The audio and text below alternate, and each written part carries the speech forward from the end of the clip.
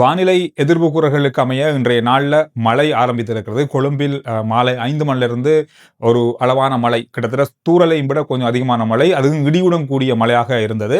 பல மாவட்டங்களுக்கான இந்த மழை எச்சரிக்கை விடுக்கப்பட்டிருந்தது. 4 இன்று 5, 6, 7 இந்த நாட்களில் தொடர்ச்சியான மழை பெய்யக்கூடும் அப்படின்னு மாதிரி சொல்லப்பட்டிருந்தது. வேறு எந்தெந்த இடங்களில் மழை ஆரம்பித்திருக்கு அப்படின்றத கருத்துக்களை சொல்லுங்க.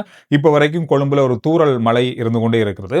இந்த மழை வீழ்ச்சியை பொறுத்தவரையில் இது பருவகால மழை வீழ்ச்சி தான். ஆனால் ஏற்கனவே ஏற்பட்ட அனர்த்தங்களோடு இது இணைந்து கொள்வது அப்படின்றது இன்னும் கொஞ்சம் மண் சரிவுகளை அதிகரிக்க வாய்ப்புகள் இருக்கு அப்படின்றது தான் மிகப்பெரிய ஒரு எச்சரிக்கையான ஒரு விஷயமாக இருக்கு. இன்னும் பல இடங்களுக்கான மண் சரிவு அபாய எச்சரிக்கை தொடர்ந்து கொண்டே இருக்கிறது. குறிப்பா கண்டி, குருநாகல், மாத்தளை போன்ற பல பிரதேசங்களுக்கான மண் சரிவு எச்சரிக்கைகள் தொடர்ந்தும் அமுலில் இருக்கிறது.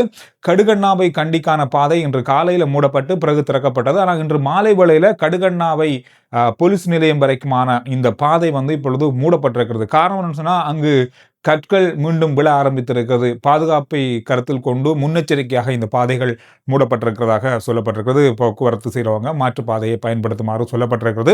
மலையகத்தினுடைய பல பிரதேசங்களுக்கான பாதைகள் இன்னும் சீரமைக்கப்பட்டு கொண்டிருக்கிறது.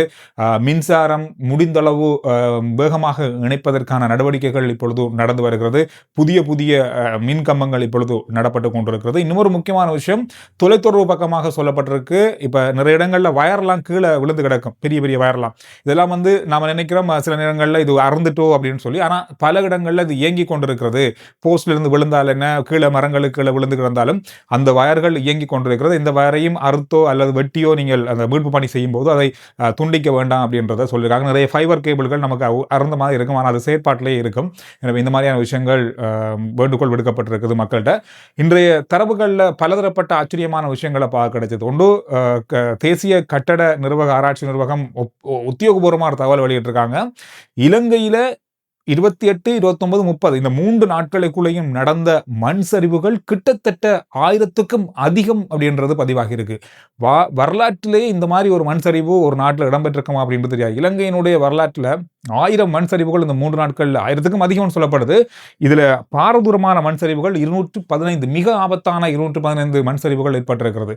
இது ஒரு மிகப்பெரிய ஒரு கொடுமையான விஷயமாகவே பார்க்கப்படுது. காரணம்னு சொன்னா, இந்த மண் சரிவுகள் அப்படின்றது இன்னும் நிறைய பேருக்கு நமக்கு இன்னும் தெரியாம இருக்கு. எங்கெங்க எந்தெந்த பிரதேசங்களில் இடம்பெற்றிருக்கு, இன்னும் நிறைய தொடர்புகள் இல்லாமல் இருக்கு, நிறைய பாதைகள் மூடப்பட்டிருக்கு, அதனால போக முடியாம இருக்கு. இந்த மாதிரியான பல விஷயங்களால நமக்கு அது பெரிய அளவாக இன்னும் தெரிய வரல. இப்பதான் அந்த தரவுகள் வெளிவந்து கொண்டிருக்கும் போதுதான் பார்க்கறதுக்கு ஆச்சரியமாகவும் கவலையாகவும் இருக்கு. இதுல இன்று மாலை 6:30 மணி வரைக்கும் அந்த தகவல் அடிப்படையில் 481 பேர் உயிரிழந்திருப்பதாக உறுதிப்படுத்தப்பட்டிருக்குது. 345 பேர் இன்னும் தேடப்படுகின்ற அந்த பட்டியலில் இருக்கிறாங்க. இதுல தேசிய கட்டட ஆராய்ச்சி நிர்வாகம் வெளியிட்ட இன்னொரு முக்கியமான தரவு, 1289 வீடுகள் முற்றுமுழுதாக சேதமாக இருக்கிறது. அதாவது வீடு இருந்திடமே இல்லை, அந்த அளவுக்கு சேதமாகப்பட்டிருக்கிற வீடுகளாக கணக்கெடுக்கப்பட்டிருக்கிறது. 44,500 வீடுகள் பகுதி அளவில் சேதமடைந்திருக்கிறது.